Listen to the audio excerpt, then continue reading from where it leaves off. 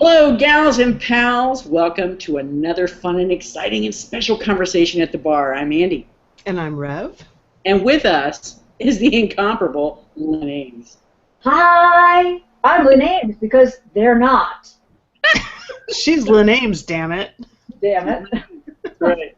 Oh, and we shanghaied Lynn to come on the show and talk about her new book, Bright Lights of Summer. Bright Lights of Summer. Show and Which tell. is a really cool jacket cover. I like that. Do you like that? It's pretty nice, isn't it? It's pretty sweet. Oh, Yeah, and I'm missing. I don't have one. Sorry. Yeah. Loser. Excuse me. I got the elf hat though. I got a Ramblers hat. I just want to be clear that I wasn't the one who said that, Andy. Nice Ramblers hat, by the way. That is so cool. Thank you. Thank you very much. I like it a lot. Do you like it a lot? I like it a lot. I like it. I like it a lot. It's a cool looking hat, I gotta say. It is a cool looking hat. And, you know, the interesting thing is that the Ramblers never wore hats. Well, if they would have been very happy to have one of these. Yes, they absolutely would have loved that. Dot wears hers now, and she loves it. She wears it everywhere she goes. It's great. Does she really? Yeah, she really does. It's pretty awesome. Yeah, she really does. Well, she wears that, and she wears her Ramblers shirts, which makes me very happy. So this is a really good tie-in that you can explain to those that don't know who Dot is necessarily, and Ramblers, and tie it all in. So give us a skinny, Lynn. Tie it all together for you. Tie it all together for us. Wrap it up in a nice package with a bow. Yeah, okay. Well, I'm not good at wrapping, but I am good at tying. So here you go. Never mind. Here you go. I know. Well, you know what? You caught me at night. That's the way it happens. This is a nighttime show, and you're going to get a nighttime show. Okay, so Dot Wilkinson is considered by most to be the greatest female catcher who ever played the game of softball. In 1960, they featured her in Sports Illustrated and called her the female Yogi Berra, for those of you who are old enough to know who Yogi Berra is, like me. Anyway, Dot played from 1933 to 1965 for the PBSW Phoenix Ramblers, which was a three-time world champion team, one of the best softball teams in the world. And Dot was their catcher.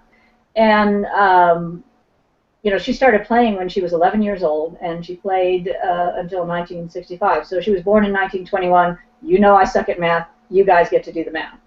I'll tell you that she's 93 now. Does all this help you? It's a word problem. Figure it out.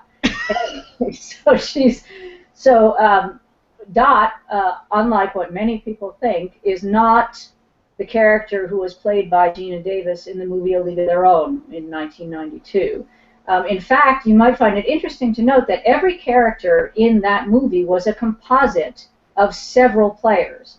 No one of those characters was a single player. Everybody thinks that that the catcher Dot, because the catcher was named Dottie or Dot, was Dot Wilkinson. It was not, because Dot A didn't play in that league. She turned it down.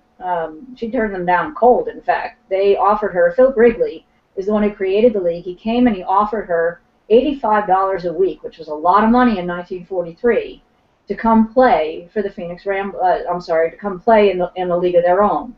That league actually started out with only 4 teams and was very small. And a lot of people don't recognize that at the beginning, that league actually played softball. They weren't playing baseball then. They were playing softball. And over the course of several years, they modified their rules until they really were playing baseball, which is, you know, what they showed you in the movie. But Dot never played in that league. She had plenty of friends who went and played. She still has an unsigned contract from that league because she told them essentially to take it and stick it. Stick it. Well, I tried to clean that up as best I could. I did. It's a nighttime show. It's a nighttime show, so I didn't really have to clean it up, but, you know, I have a name came. So I'll clean it up a little bit. So anyway, I met Dot a bunch of years ago. I met her maybe 4 years ago. I had a television show, and Dot and her teammate Billy Harris, who was the first African American of either gender to be inducted into a softball Hall of Fame, or any Hall of Fame for that matter, came on my show, and that's when I first met Dot. And as she said to me when we had lunch today, which we do once a week, she said to me, "How did you get in here?" And what am I supposed to do about that? And I said, well, it's not my fault, A, and B, you can do anything you want about that, sweetheart. So that's how, that's the story of Dot. And Dot is in the book. She's in Bright Lights of Summer here. Now I'm putting the ribbon on this, Andy. This is the ribbon part of our program. Dot is featured in the book, and she was a great resource for a lot of the material that is in the book. Dot never threw anything away, not one shred of paper, and so she was a fabulous resource for me. She's a researcher's dream. She has everything in the world, at her fingertips. And she was particularly concerned. My main characters are Diz and Franny, who are wholly fictitious. I've made them up completely. And Dot and I had a bet about that, and I just lost an ice cream sundae a couple days ago on this bet, and I'm so upset. I'll tell you what the bet was in a minute. But Dot was very concerned about two things. Number one, she was very concerned that people would think that she was Diz. And remember, the book takes place essentially between 1941 and 1949, although there's a scene that takes place in 1938. Back then, nobody was out. Nobody, talked about being gay. Nobody, and many of her teammates, the vast majority of her teammates, in fact, were not gay. Most of the women playing at that time were not gay. And so she was very concerned about the reputation of her team, and she didn't, want people thinking that everybody on the team was gay. And so this was a great concern of hers, and she was also concerned that people would think that she was Diz.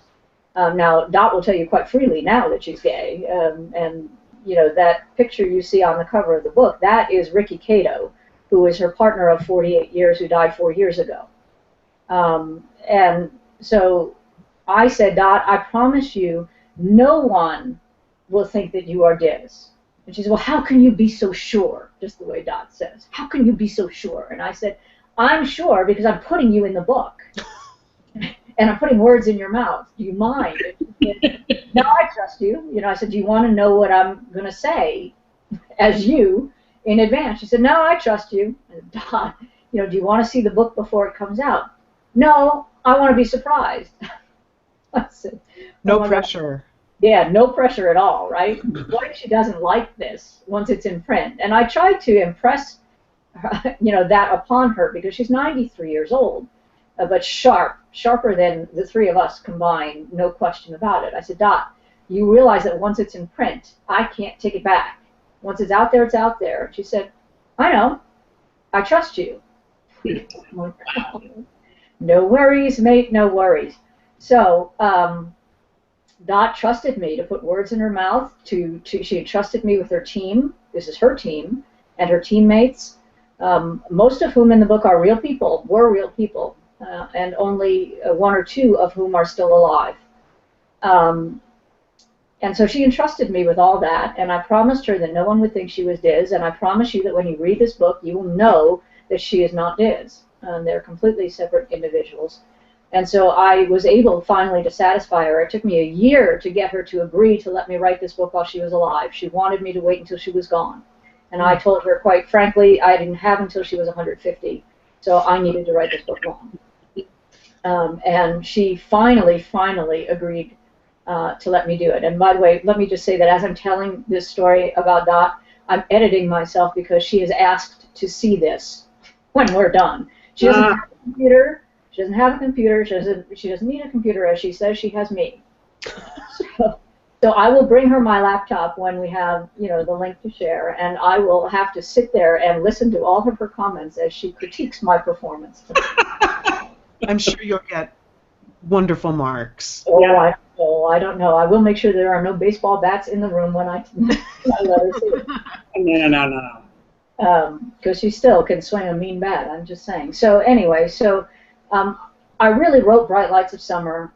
Here's the rest of the ribbon. This is like where you do the curlicues, Andy. Yep, I'm listening. I'm curlicues.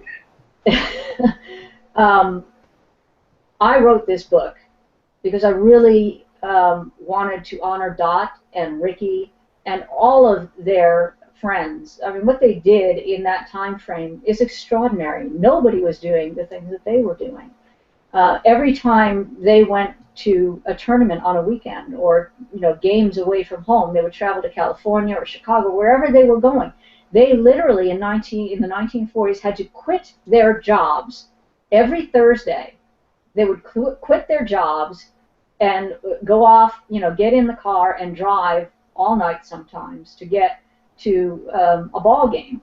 They would play a game on Friday, a doubleheader on Saturday, a game on Sunday, and then they would pile back in the car and drive back all night long so that they could come back on Monday morning to their jobs and reapply to their companies because they got fired every Thursday. So they lost seniority every time they went on a road trip.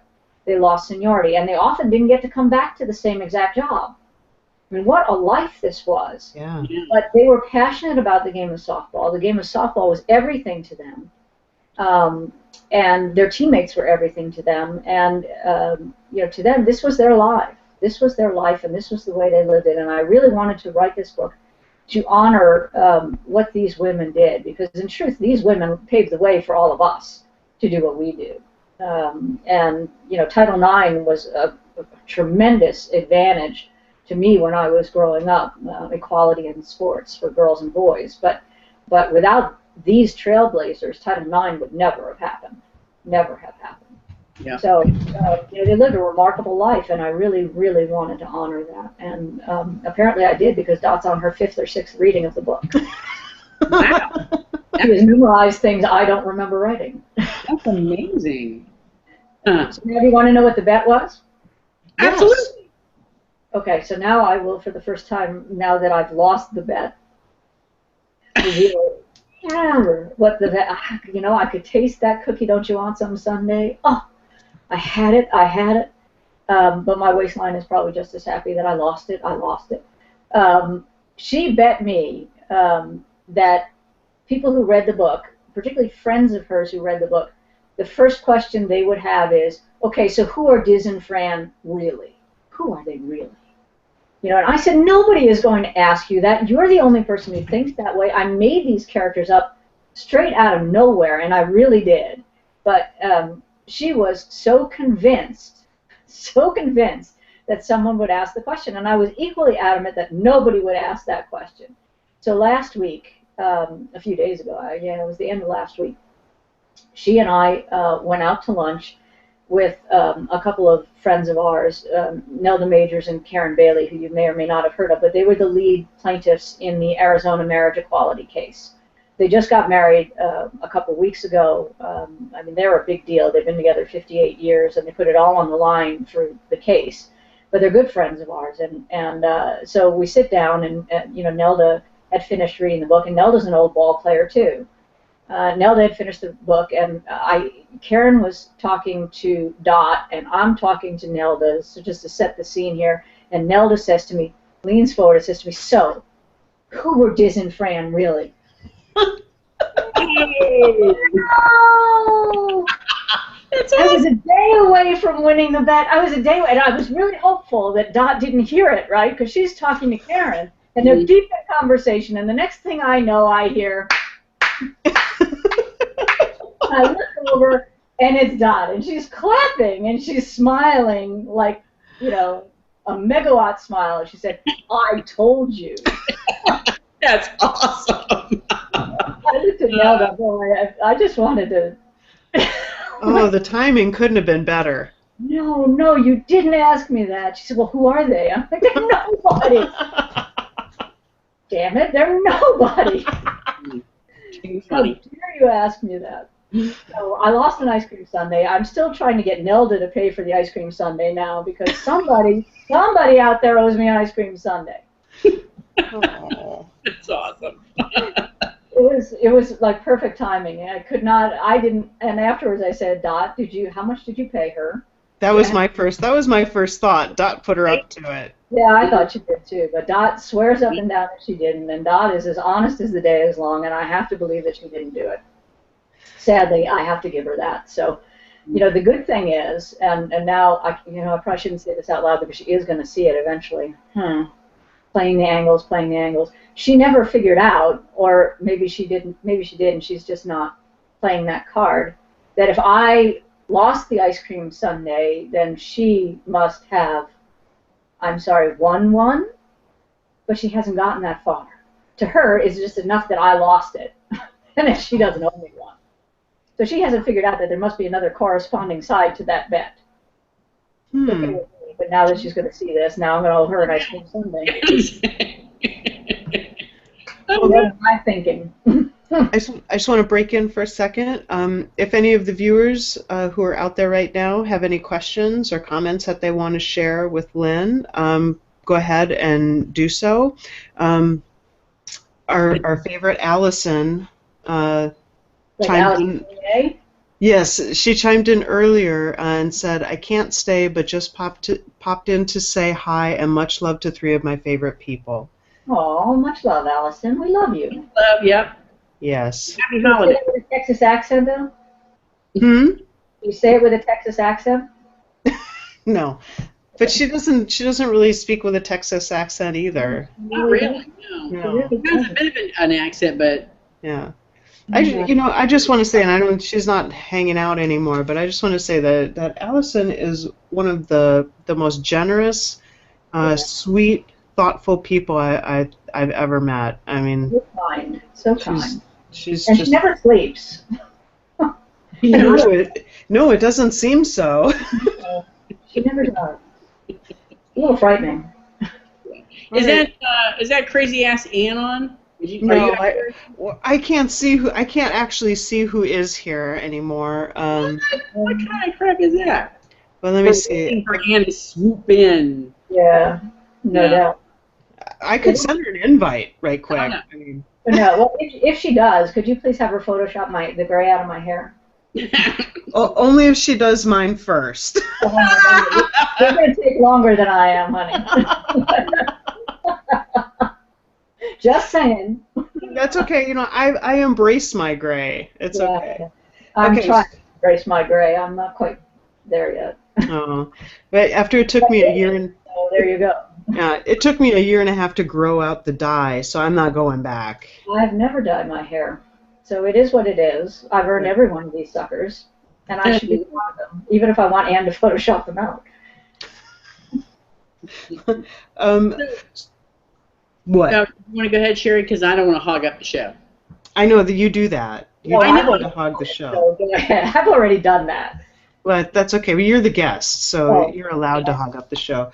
I was just going to talk about how generous and wonderful Lynn, damn it, is. But you can go ahead and Oh, no, I wouldn't stop you from... No. I'll pick up after that. So go ahead, Sherry. Go ahead. Okay. All right. Well, when we started up with before we went live, Lynn said, "You know what? I'm feeling good tonight. Let's give some stuff away." So she's got a slew of things to give away, and we can. Why don't we give away something live?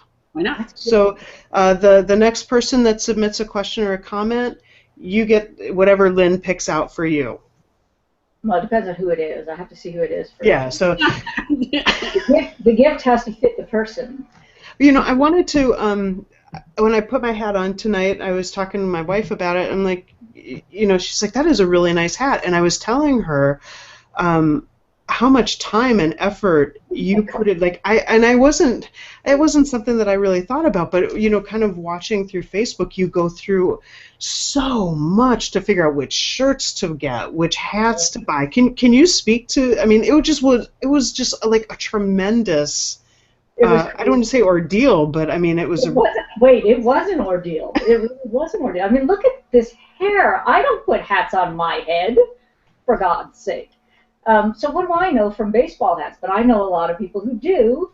But I became an expert in baseball hats. I literally went through over 6 dozen hats trying to find the right one.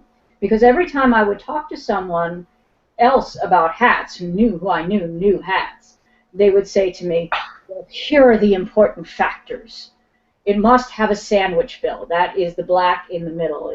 And it must have a buckle like this in the back. It shouldn't be Velcro, and it shouldn't be plastic. It has to have an actual metal buckle that shifts, and it needs to be adjustable. And then there was whether it would be a structured or an unstructured hat. A structured hat has all that stuff on the inside, so it stands up straight and it's stiff, and an unstructured hat does not. This is an unstructured hat. It does not have that stuff inside. Why? Because when most women put on this hat, a structured hat would make it sit up way too high. And that's right. I don't know if you can see that, but I have a few hats. I've got 2 boxes of hats in addition to those. And how did I do after all that? How did I do? I love this hat, and I got to say, I've never even seen a sandwich build hat like that before. Well, now you've got one, sister. And there. I feel super special. Our hats are crappy compared to this. Well, and then I had to go through the engraving, and whether we would engrave just on the front or whether we could engrave the back, which has my website on the back, and whether we could put an engraving on the side, which costs extra. And then I had to go through the sew-outs where they send you, like an example of what it would look like. And then I had to go down there and look at it and pick the color and the style, all of this stuff. Oh my God, the things I went through. The T-shirt was much easier because actually I have a lot of T-shirts. And I know my T-shirt quality. I do. So I was going directly for Gildan because they make a really good quality T-shirt. It's nice. It's heavy. It doesn't shrink. It lasts for a long, long time. I have Gildan shirts that are 20 years old, which is, of course, as old as I am. So it works out. It works out pretty well. I'm the same size I was. I came out of the womb. My poor mother, I don't know how she did it, but she did, which is probably why she's been gone for 20 years. I'm just saying. So that was morbid humor. It was morbid humor. I admit that it was morbid. You don't mind, Mom, do you? No, she doesn't mind. And, she would have said the same thing. So we're good. It's all fair. So anyway, so I know my T-shirts, and I found just the right T-shirt, and I found just the right vendor, and the fabulous aforementioned Ann McMahon designed both the design on the Ramblers caps and the T-shirts for me. We went through a bunch of things to try designs. She gave me some, I gave her new ideas. Between the two of us, we came up with 11 designs for T-shirts. There's something for everybody. So, my mother always wanted me to be a fashion designer. I'm not sure that T-shirts and ball caps were what she meant. I'm sure she'd be very happy with what you've done. She's very proud. And all of these things, by the way, are available at www.lynames.com. You can see all of the T-shirts, all of the ball caps, all of it, all of it, all of it. There you go. Sweet. I'll be heading over there. So it was an ordeal, but we got through it. And I think what we got is beautiful. What we got is fantastic. So we have to give away tonight. So someone who's commenting, has someone commented yet? No. Okay, so let me tell them what they could be winning. They could be winning that lovely hat, not the one that Sherry has on her head, but the same cap, the one that I just held up. Yeah, this one's mine. You can't have it. A copy of Bright Lights of Summer. They could be winning a signed copy of this brilliant book, Digging for Home, written by Parker and Dixie Ames and Lucy McMahon West. Now they're wearing hats also. Is that correct? What was that? Do they are wearing hats also? Well, yeah. Yeah. Of course they are. Don't be silly. And we have T-shirts to give away because we were talking about T-shirts. So I've got 2 different designs of T-shirts to give away as well, both size large. So hey, you need to comment if you want to win stuff. That's right. And if you can't figure out how to comment using the question and answer module, you can comment directly on the event page, and I'm looking at it, so you can do that too. That's fine. I know some folks have a tough time finding the Q&A button there, so that's fine. All right. So so what's new? What's next for you?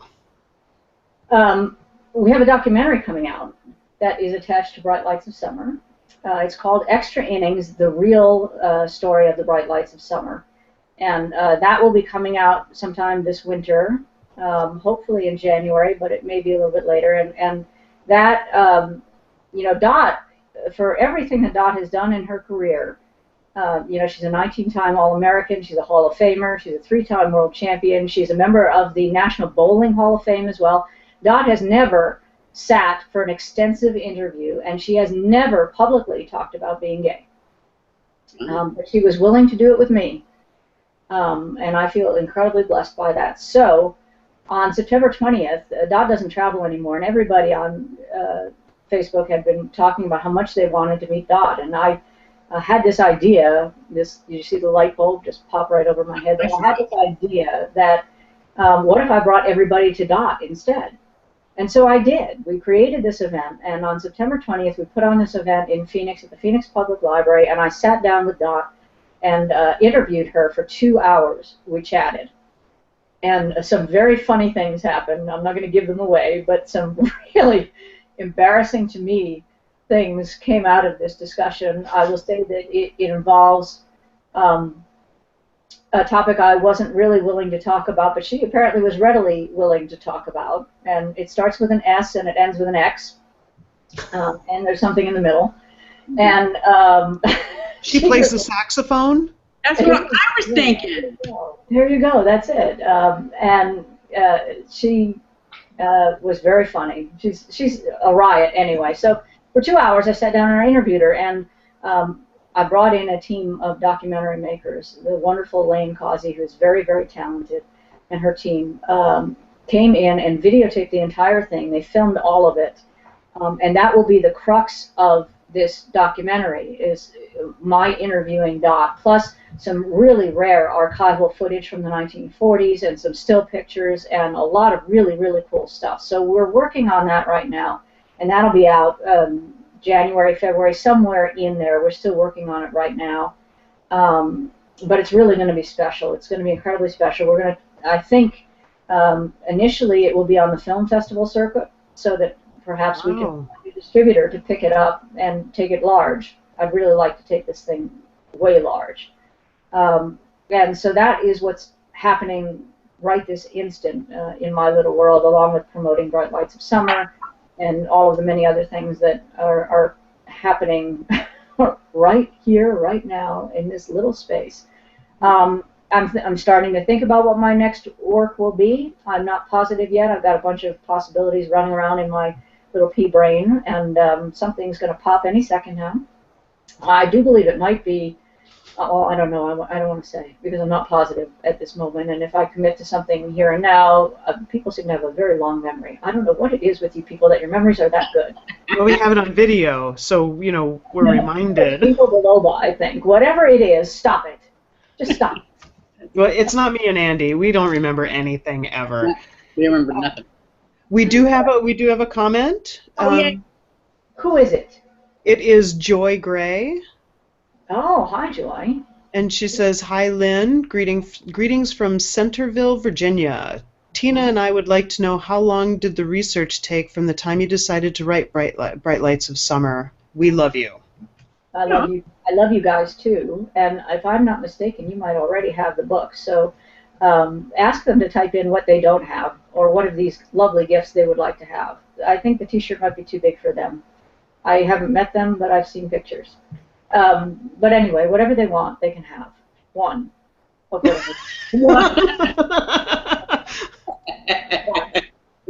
The answer to that question is this. You know, you guys know that I put a lot of research into my books. This was by far the most research-intensive book I have ever written. This was crazy intensive because there's softball in the book, and there is history in the book. The book takes place in the middle of World War II, and I am a stickler for detail, and so every ball game that happens in this book really happened. And to the extent that it was possible, every box score in here, every RBI, everything that's accounted for in this book really happened that way. Unless you see my characters, Diz and Franny, do it, in which case that tells you I absolutely could not figure out who it really was. But the answer is, it took me, normally I write a book in 3 months, and that includes the research. This book, the research alone, took me upwards of, it took me almost a year to do the research. Oh. And that is unprecedented for me. It's unprecedented for me to take that long. But it was that intensive, and interestingly, they did not and do not keep great records from back then. And this is a conversation that I have, it's an ongoing conversation I have with Dot, and in fact today I sat down with her yet again and talked about all of the wonderful treasures that she has. She calls them stuff, I call them treasures. And I have finally convinced her to let me do something with all of it. I've got great ideas for it. Some of it I would like to give to the Smithsonian. Some of it I would like to give to the National Museum of Women's History. Some of it I'm thinking I will give to the Lesbian Her Story Archives in New York or LA. I've got ideas. I've got plans. And she is now willing to let me have a look at it and see what I want to do with some of this. She has a bunch of stuff in the Hall of Fame. She has a bunch of stuff in the State Hall of Fame and the National Hall of Fame. She's not crazy about the National Hall of Fame, really, because it's very male-centric. And although she's offered them a lot of stuff, they are less than ready to be all there. So I am very grateful that she's willing to let me do some of this, because the stuff she has is just remarkable. And I could not, as I told her again today, and I tell her almost every week when I see her, I could never have written this book without her. Not this book. I could have written another book, but not this one. This book was impossible without her. It was simply impossible without her. And I, get down on my knees and thank her every time, because it would have been a completely different story, a completely different book. And I'm so grateful for what I was able to do, only because she kept every piece of paper she ever had. Wow. Made it a little bit easier, but it was a long and arduous process. And I mean, consider that, I was spending all of that year really interviewing her. Over time, I accumulated, or as she says, you remember everything I ever told you. And I said, well, be careful. You have to be a little careful about what you say. So, yeah, thanks for the question, Joy. That's a great question, and the answer is this was the most labor-intensive thing I've ever done, and I'm not anxious to do it again tomorrow. Let me just put it to you that way. I was very grateful and glad to be the keeper of history, because there's so much history in this book, in addition to it being a great fictional story. Did I say that it was a great fictional story? I think I just did. Why not? It says it is. So it must be. So anyway, but beyond that, there's so much real history of the game in here, and I really felt that it was very important to preserve that and to do it properly. And to do it properly meant I really needed to do all of that research, every bit of it, every painstaking, long bit of it. Yeah. We've got Joy wrote back and said, cool, whatever we want, how about you come to Virginia for a visit? And then she says, but seriously, a hat would be great. We enjoy your work. Ask them if they would like. Well, I can ask them later if they want the hat autographed or not autographed. But absolutely, they can have the hat, and awesome. They can fight over which of them gets to wear it. And then Amy, who's a regular listener and viewer of the show, says, from what I've seen and read about the book so far, it sounds like a great read, and being such a fan of softball, she's looking forward to reading it. Excellent. Thank you, Amy. I hope you love it. Let me know. And that's what we got. That's what you got? What we got. That's what you got? You're all in your elf garb. There must be something. What are you ready for? You look like you're ready for mischief. I'm always ready for mischief. There's no doubt about it. But we had our holiday party at work today. So once you put a hat on like this, you cannot take it off in public. You can't. Well, it's just us. For the show, and I knew I was going to record, and I went, oh, where's that hat? Sherry, back me up on this, honey. It's just us. It's just us.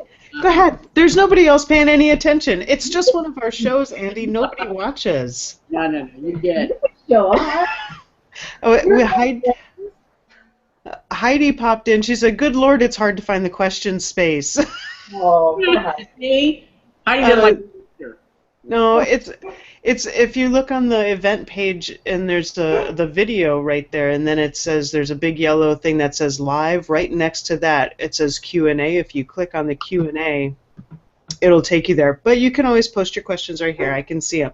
And then she says, "Loved the book." Read the book and loved it, huh? There you go. So see, it was a great book. You weren't lying. You know, I never lie. I cannot tell a lie. I am the most honest person you know. I am. Well, I mean, I have friends like Andy who lie constantly, so I mean... I'm my middle name, actually. No, I'm kidding.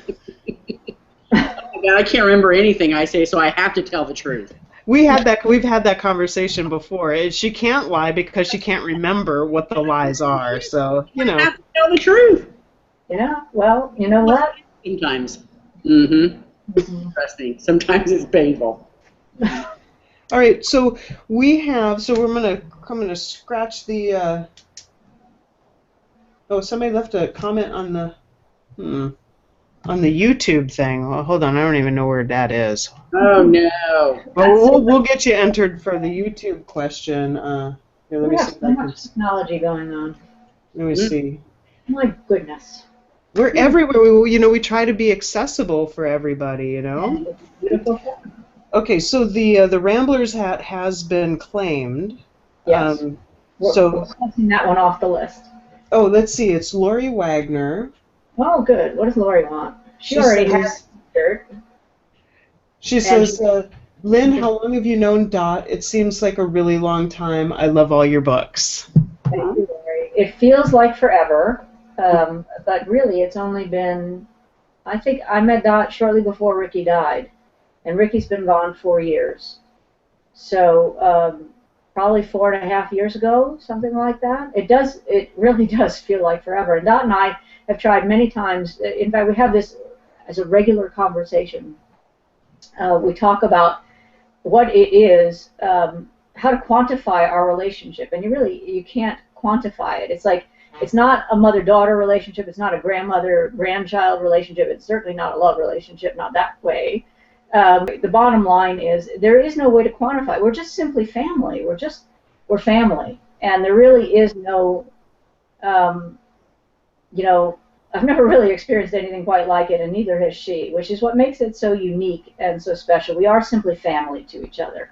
We do anything for each other, and that is the definition of unconditional love, isn't it? That's what unconditional love is, and that's essentially what we feel for each other. It's just a very special bond that we have, and we laugh and we cry. We cried together today. We laughed together today. We do almost every time we go out. We talk about serious things. We talk about ridiculously funny things. She's just a remarkable woman, and I have so much respect for her and so much love for her, and she feels the same way about me, which makes me incredibly blessed. And she still thinks that if she keeps reading my books often enough, she will figure me out. Well, good luck to her. Yeah, exactly. Let me know how that works out for you. So there's still a lot of stuff to give away. Yeah. We still got we got stuff. Yep, we got a copy of Bright Lights of Summer. We've got a copy of Digging for Home, and we've got a book cover T-shirt and a Ramblers Crest T-shirt. In order to be eligible to win those, you need to go over to the website, cocktailhour.us, leave a comment, and let us know what you prefer, right? If you don't have a preference, that's fine. You can Lynn will figure out what to give you. Yeah. Because she's awesome like that. And then we can draw the winners on January 10th. So have all of your comments in by the 9th. Okay. And anybody who comments on this show on the 9th or earlier will be eligible to win one of these fabulous prizes. Oh no, the hat's not there, so you can only. Oh, the hat's gone. The hat's out of the picture. Yeah. But you could always go buy your own, listeners. You can always go buy your own. Absolutely buy your own. Actually, I should tell you that there are probably, out of all those hats I ordered, I think there are maybe 30 left. And when they're gone, they're gone. I'm not going to reorder these. What was that? I'm not going through that again.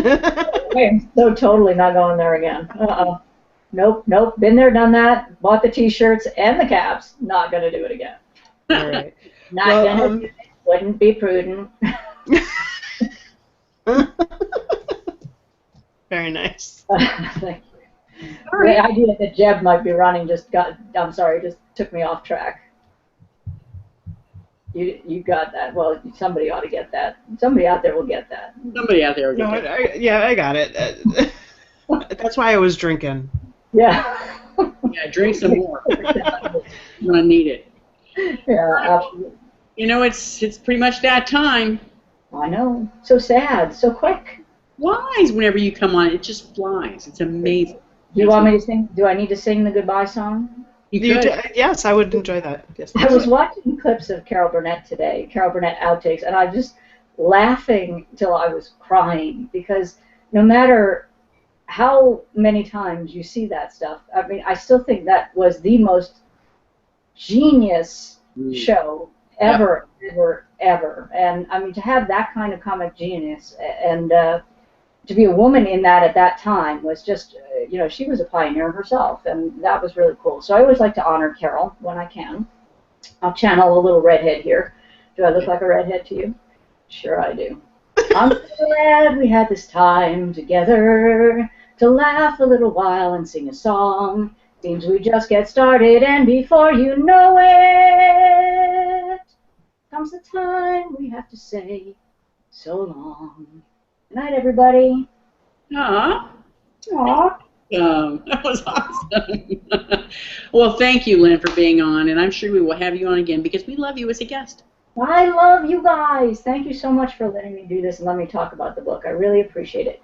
www.lynames.com. You got it. And we do have the on our website. I have the Phoenix Rising link. I will. Perfect. Leave it there. That's grand. Well, I will add lynames.com. Perfect. More perfecter, because that's English. Well, you are a writer. I expect nothing nothing less. Yeah. All right. Well, say goodnight, all. Good night. Say goodnight, everybody.